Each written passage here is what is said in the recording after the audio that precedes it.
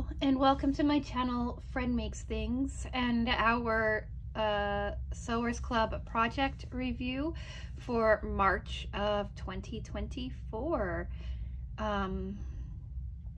Yeah, we're gonna do this video in 4 parts. Part 1 is what came in the box.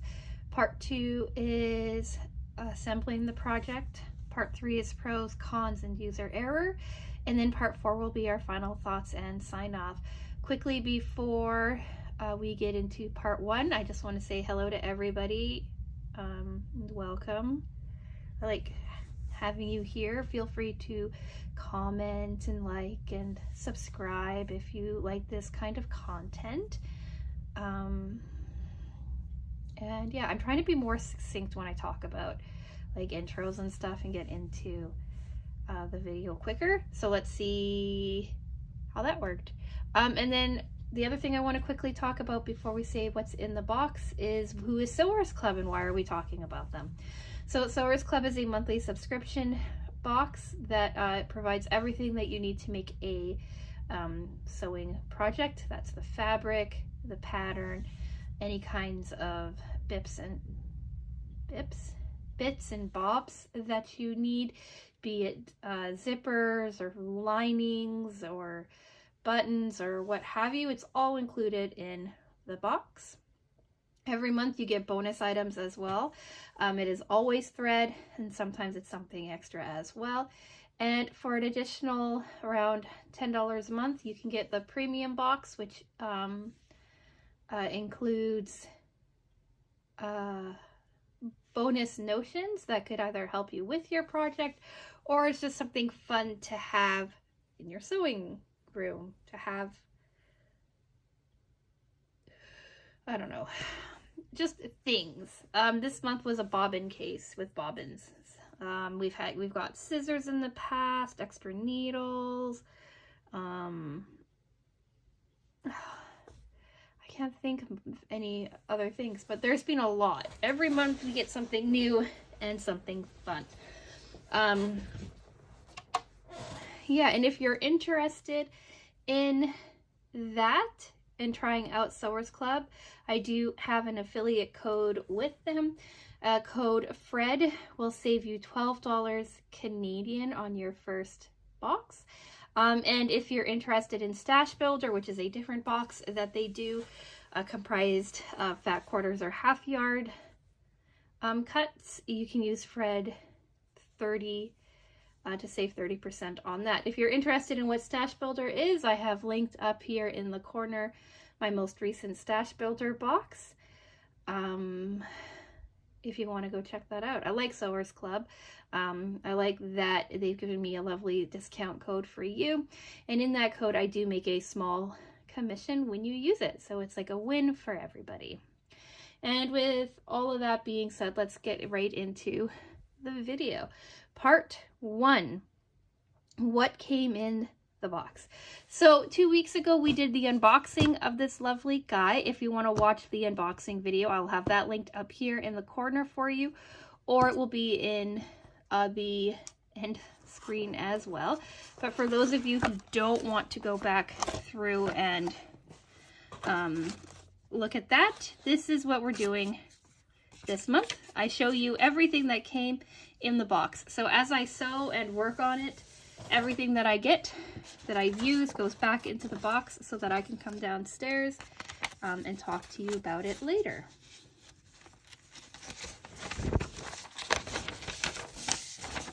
So this month we had the Everyday Shop tote and change purse. There was a couple of different colorways that you could get. There's like the hexagon or the sunglasses as your main piece of fabric, and then you had some coordinates that worked well with it. And yeah, so this was like our little information panel. Our bonus thread was just a solid white thread that normally would be living in here, but I needed it for next week's project. So because I ran out of thread, I was at Joann Fabrics this last weekend, picking up a coordinate fabric for next week's project that I was going to show you. And I think that there's a misconception out there about what is going on at Joann's Fabrics bankruptcy. And there are a couple of different kinds of bankruptcy a company can get into. One is where they're shutting down everything and going out of business, kind of like what happened with Bed Bath & Beyond right at the end there. But there's also one where they are not that far gone yet, and what they do is they file bankruptcy to consolidate their loans and their debts, lets them close some of their smaller stores, and kind of restructure and reorganize in the hopes of staying afloat and coming back from it. And companies have been successful doing that. And I think that's what Joann Fabrics is doing right now, is that version. So like Joann is not going out of business yet.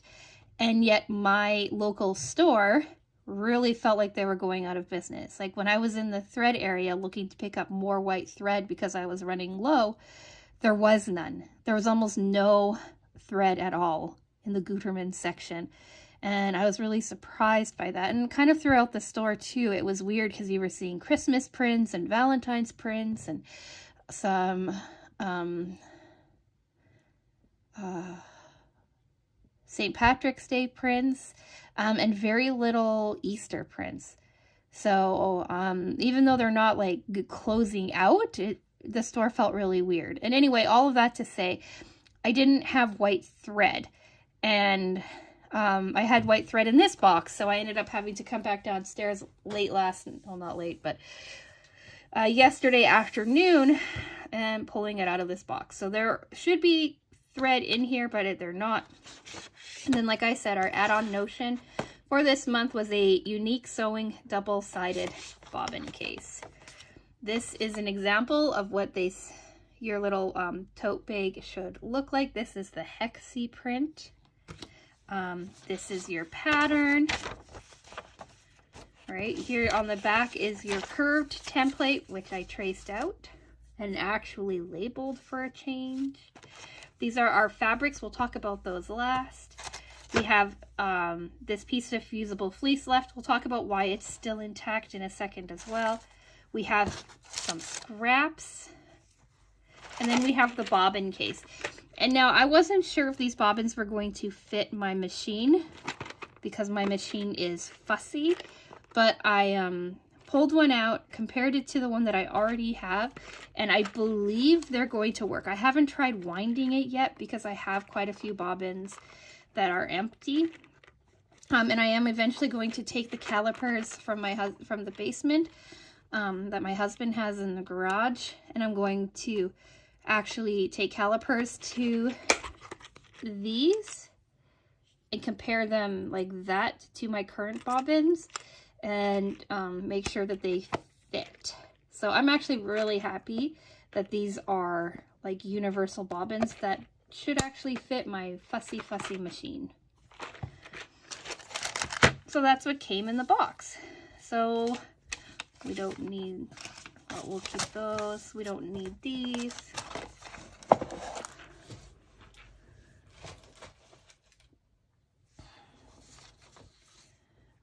We're going to talk about why we have extra fusible fleece when we talk about assembling the project. But let's take a look at what we have left for scraps. So this project called for half a yard each of fabric A and fabric B. I believe they sent us half a yard each. Yeah, of fabric A and fabric B. And this is what I have left. So we've got a lovely strip of the sunglasses. And we should have exactly the same amount in the sequins, the faux sequins.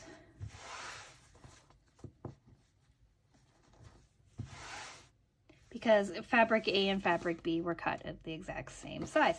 We're going to open them up this way so you can see the directionality of the sunglasses.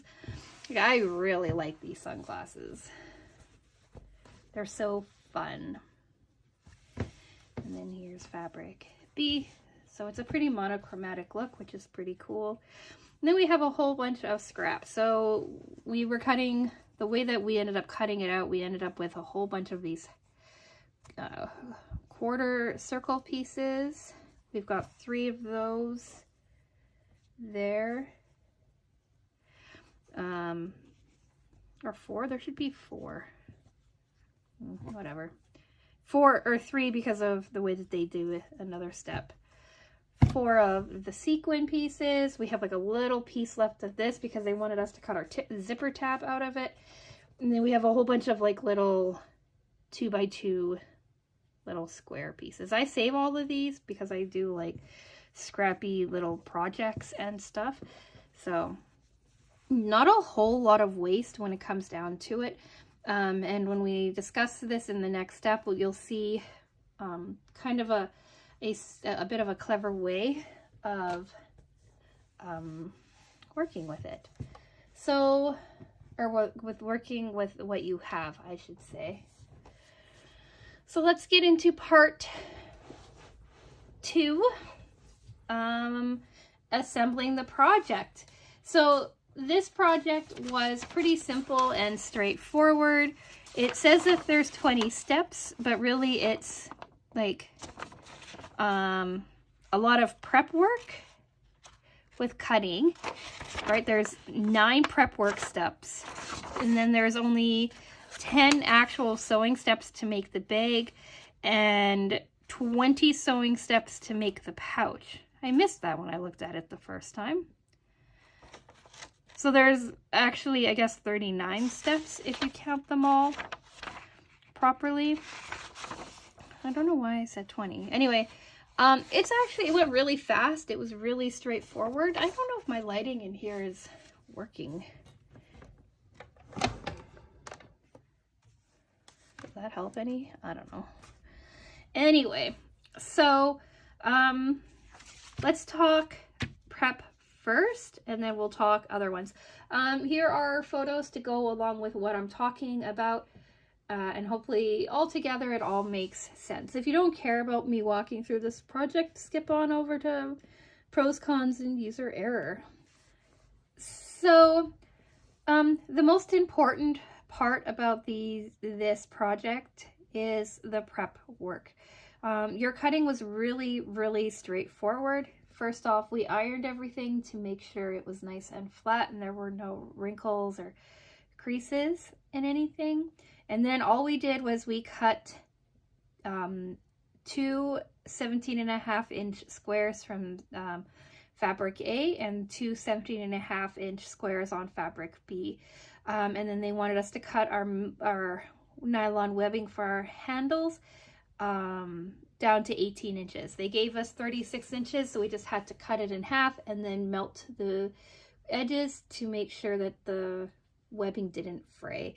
And that was it for cutting. It was probably the least amount of starter cutting that you had, but that was because they put all of the rest of your cutting instructions in your preparation.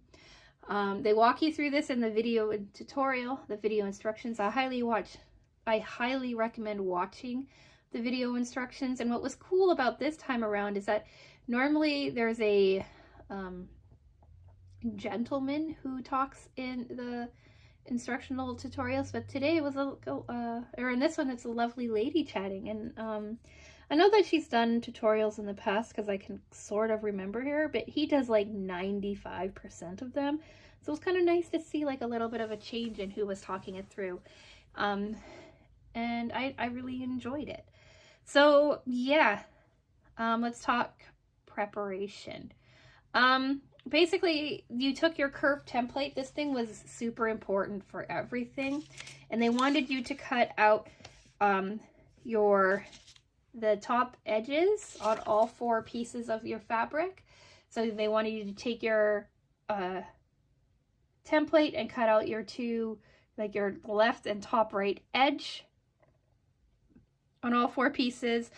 And then they wanted you to cut out your 4 middle pieces by folding your fabric in half and cutting out the like a semicircle for your curved template. And that creates like a tank top kind of top on all of your fabrics. Because this project is reversible, the outside and the inside looks exactly the same. So basically every step you did, you had to repeat like 4 times over for your 4 different pieces of fabric. And then they wanted you to cut out a 1.5 inch square on all of the bottoms of all of your fabrics, and that was to make in a future step, right, to sew that down together so that you have a bit of a flat bottom. And then they wanted you to take your interior curve, like your full semicircle pieces, and fuse fusible fleece of the same size and shape to them. So that's where like this piece of fusible fleece came in, is that they wanted you to use these with your curved template to make new pieces. But I have a whole lot of scrap fusible fleece. So I went into my scraps and I found a piece of scrap that was the perfect size for the 2 half circles that I needed to cut. So that's what I did instead, right? Used up some of my scrap and kept this fusible fleece for another project sometime down in the future. So mine was a little bit more work because I fused the half circles down onto the fleece first, and then I cut them out because my fleece was like a weird shape. And then finally, all of your prep work was done. So all of that cutting and all of that prep stuff was so that your assembly came along very easily. And we did the tote. And really, after I cut all the pieces out on the tote, sewing the tote together took probably less than an hour.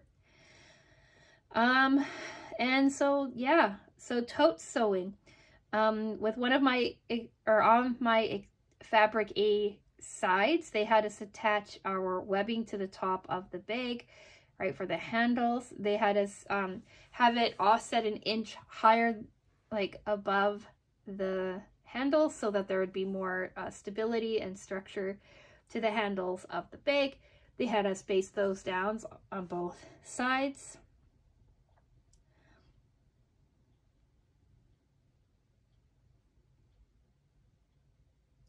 Then they had us align our exterior pieces together with right sides facing, tucking the handles inside, and then we sewed down our left, our right, and our bottom sides together. Back stitching, especially on the bottom.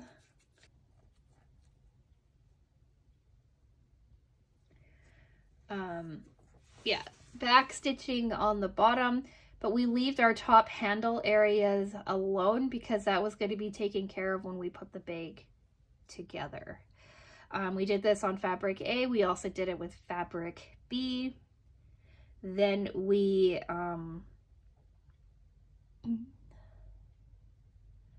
went to our bottom of our bag pieces, pulled them flat, right, so that our little notches came together, and we sewed those together so that we had, like I said, like a bit of a base to our bag. We did that on fabric A and on fabric B. Then we turned them together inside out together, or however you want to think about it, making sure that your right sides touch each other inside, and that all of our cut pieces line up, all of our handles and everything line up together. I pinned around, making sure that everything that needed to be aligned stayed aligned. And then we sewed everything around, leaving a 2.5 to a 3 inch opening on one of your top pieces, right, one of your curves. I made sure to match up all of my seams and everything, so everything kind of sat really well together. And then when all of that was done, you kind of trimmed some of your corners, cleaned anything that you needed to clean up, and then we turned everything right side together, ironed everything nice and flat and clean, making sure that the opening that we used to turn everything out was nice and clean. And then we did a top stitch all the way around. So it was really, really easy. Like the most important part was all of the prep work that you did so that your bag came together really, really fast.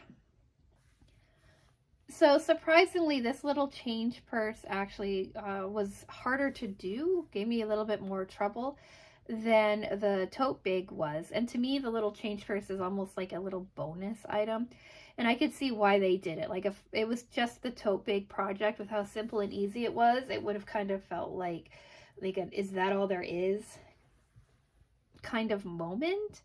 And it may have become a disappointing project, but because there's like this secondary project that relies on the primary project, it kind of is more engaging and like makes it feel like it's like more of like a complete Sewers Club box, to me anyway. But yeah, so this change purse, it gave me a little bit of difficulties. There's only 20 steps, which seems like a lot for the assembly of a change purse, but when you actually break it down, 12 of those steps are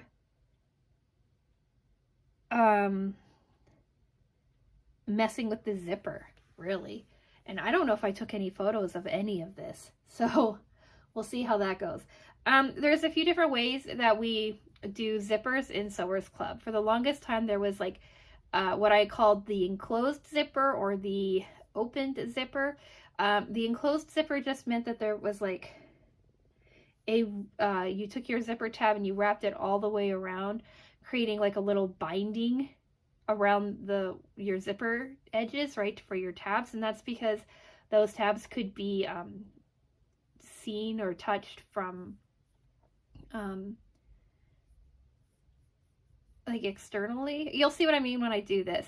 Then there was the open ones where you wrap them around, but you had your edges floating around, and those are because those would get caught up in another seam further down in the project. And then lately they've incorporated a third way of closing off one edge of your zipper and having the other edge sewn into your bag or your project, where you're not even using a zipper tab. And that's what we're doing in this project. So they wanted us to do what I consider a closed zipper end. So the like a binding strip, it wrapped itself all the way around on your one end. And then on your other end, what you needed to do is line it up with your the marks that you made on your coin purse, exterior coin purse pieces, like fabric A. They wanted you to mark ½ inch in on each side of your pouch, and then they wanted you to align one of your zippers up with the left hand side of your pouch. Find that point, rotate it so that your raw end is now in line with your top straight edge. So like let's see here.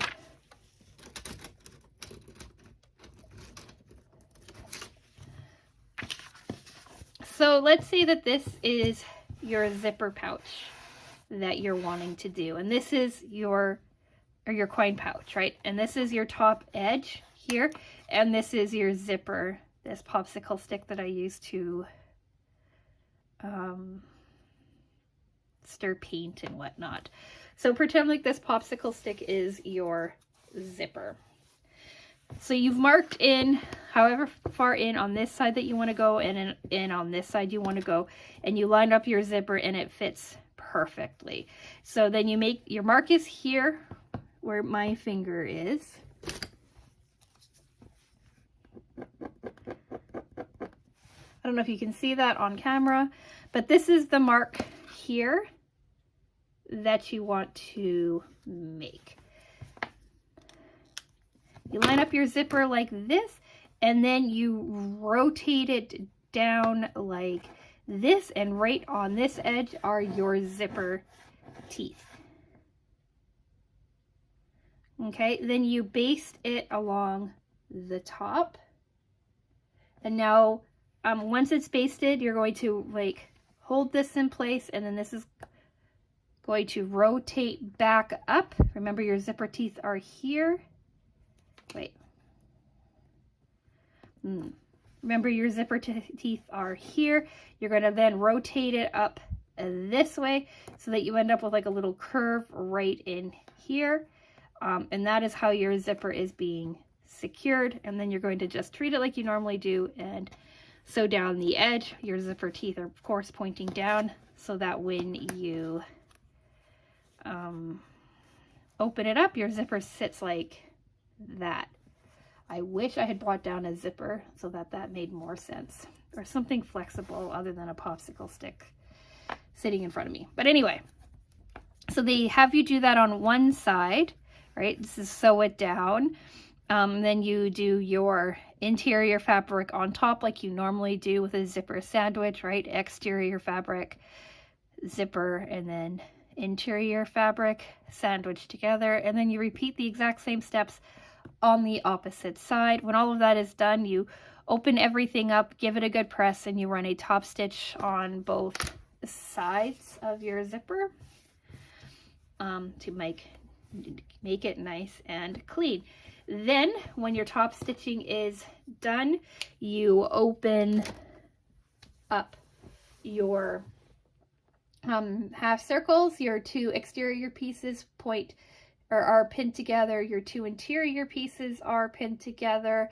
You make sure that your zipper tabs and everything are pushed down into your aligning fabric, and then you sew all the way around, leaving like a 2-inch gap or so, where you can then flip everything right side out, push everything together, and then you can machine stitch or hand stitch your little opening in your lining, give everything a nice press, and you're done. I am getting a million emails on my phone. So let's take a look at the projects. So you're not going to get a full view of this bag on my screen, but here it is. Here are the handles. I really like the handles. Here is like that t-shirt shape or tank top shape that I was talking about. I was really careful and made sure that my directional fabric was pointing in the right direction. So I'm proud of that. Then you've got your major bake body all the way down, and then here's your base where everything comes in together. Right, so you have like a little bit of a flat bottom to your tote bag, which is pretty nice. Right, my seams all match and everything. Like this bag came together so well. Here's the other side. It's exactly the same. And then your interior, because like I said, it is reversible.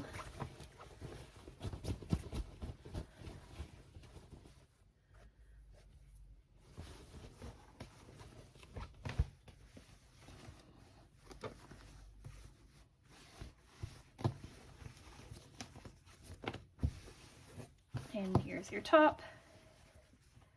So it all came together really nicely. It all came together really fast. I'm really proud of it. I'm really happy with it. And then the change purse is this lovely little guy here. So here's your zipper, here's your interior. It's not sitting very nicely. I wonder why that is.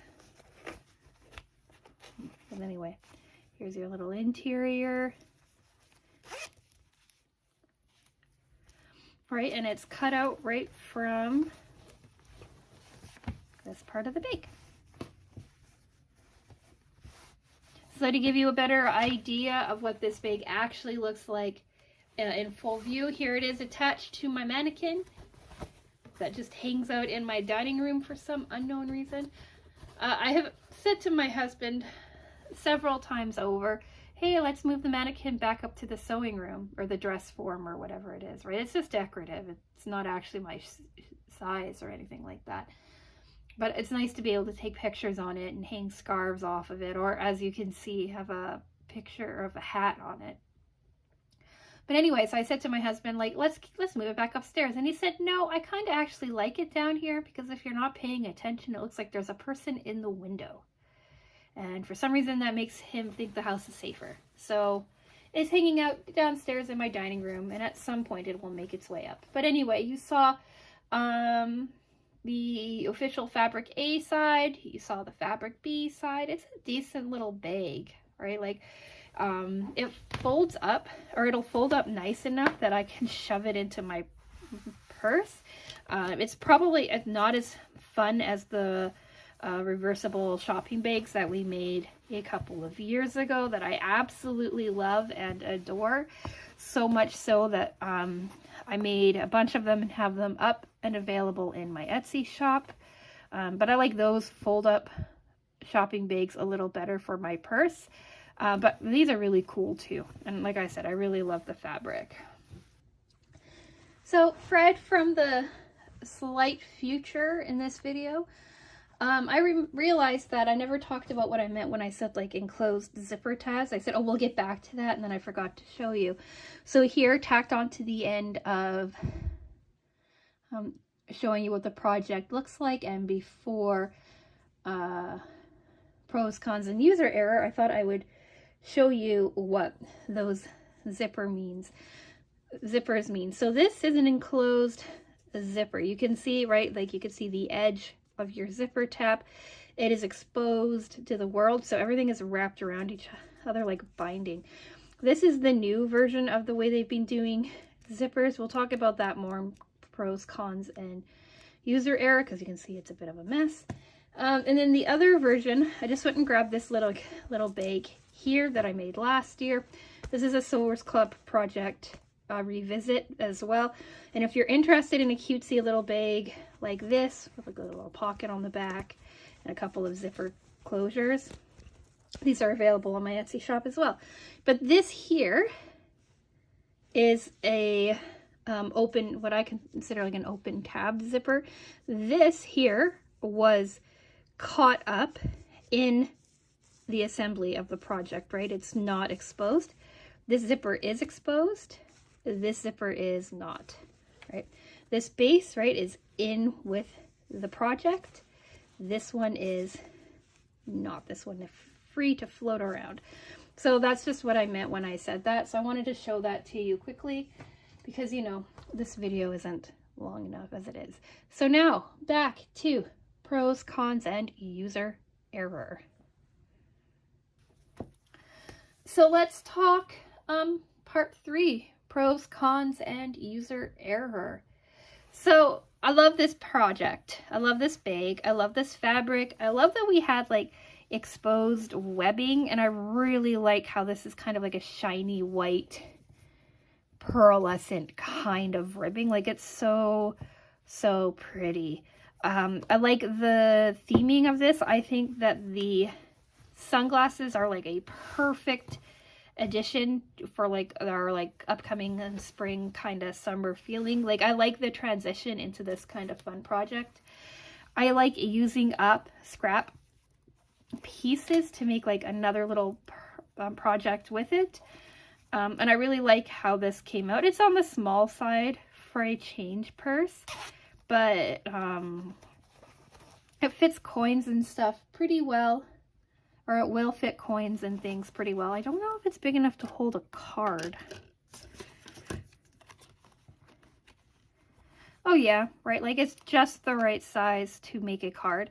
And I will say that mine is probably a little smaller than the ones that you could make if you kept your circles a little bit better.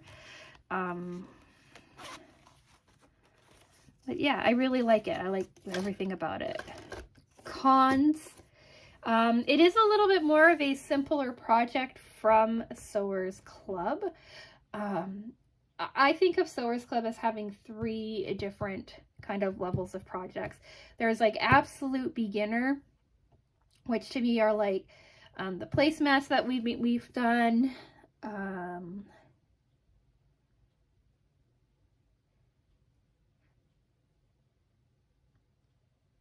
There's like placemats that I've made, pot holders that we've made. that carrying casserole dish thing that we did in December, all of those to me are like a beginner's project. Then we have more like middling projects, which are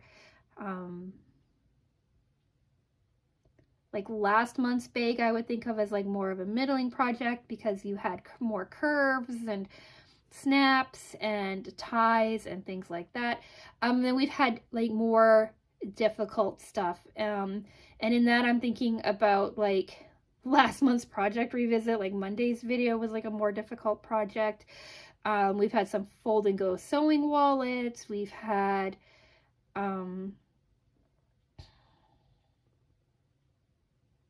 some like bags, some more like difficult things.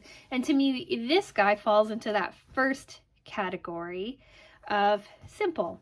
And like I had mentioned before, if it were just this big, I would be a little like disappointed in the difficulty level that Sewers Club was giving us, or the engagement level maybe of Sewers Club. But because they added this little coin purse, to me that kind of balanced it out. So that would be my only like con is that it's not as involved as some of the other projects, but at the same time it's sometimes kind of nice to not have something so involved. It's something that's like nice and simple and easy to go through. Now let's talk user error.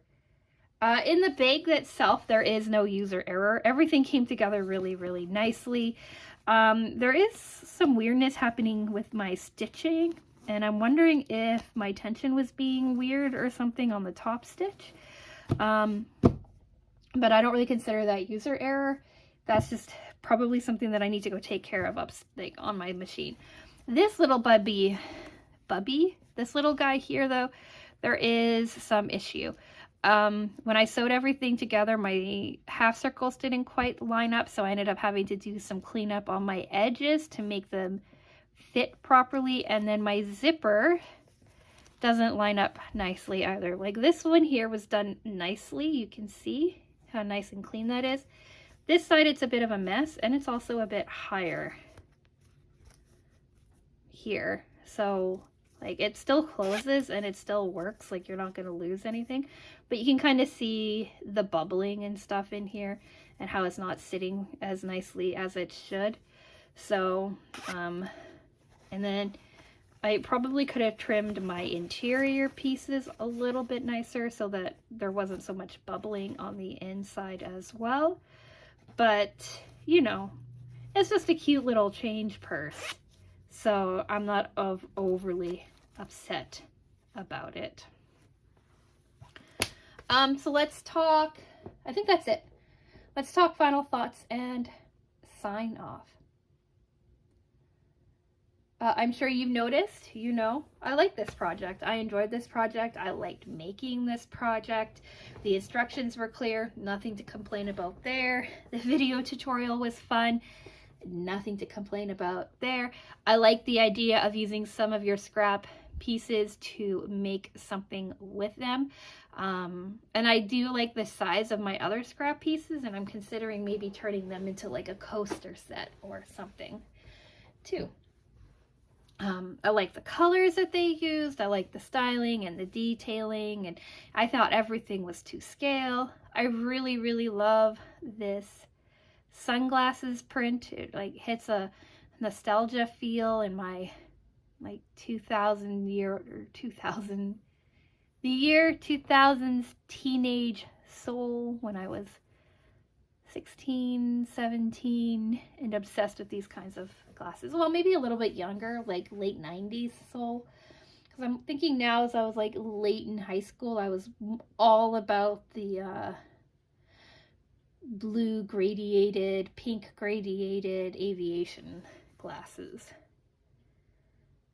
Aviators, God, I love those things. But anyway, so the fabric brings me back to a younger time, and yeah, I'm really liking this bag. And because it came together so easily, I'll probably end up making a ton of these too, and maybe popping them up in my Etsy shop as well. I've got some fun fabrics, or some fabrics that have been hanging around that could use a bit of love, and I think that this would be a really great project for them. But anyway, what do you think? Did you like this project? Did you get this project? Have you made this project? I'd like to hear all of your thoughts down in the comments section. So yeah, subscribe if you want to continue with me on this lovely sewing journey. Friday we are doing our cross stitch project. Monday is, I think Monday I'm hoping is going to be a stash builder. And then we have another project revisit video for Sewers Club for March of 2023. I just finished that, mostly finished that last night. I'm really happy with it. And then we're launching it back into our unboxings. We've got like a Sew What box unboxing. We've got Sewers Club. We've got Cat Lady. So if you're interested in any of that stuff, think about subscribing. Like the video if you've made it to the end. I know these walkthroughs can be long and sometimes a bit rambly, and for that I apologize. I have not come up with a more succinct way of kind of talking through the process of making these. And I don't want to just read you the pattern because you can just go out and buy the pattern. Finally, with that thought, if you want to pick up this pattern for yourself, you could probably get it at Sewers Club. Usually they release the pattern sometime in the middle of the month after the project was sent out. So this is March's project, so look for it availability in their store mid-April or so. And their projects patterns tend not to be any more than $10. Usually. There are some exceptions. And sometimes they even have the boxes available too. They have extra boxes in a month. So if you want to check any of that out, go check out Sewers Club and see what they have going on. But like I said, you probably have to wait a couple more weeks for the pattern to be released. And yeah, with all of that being said, I'm going to say thank you so much for watching. And I will talk with you again soon.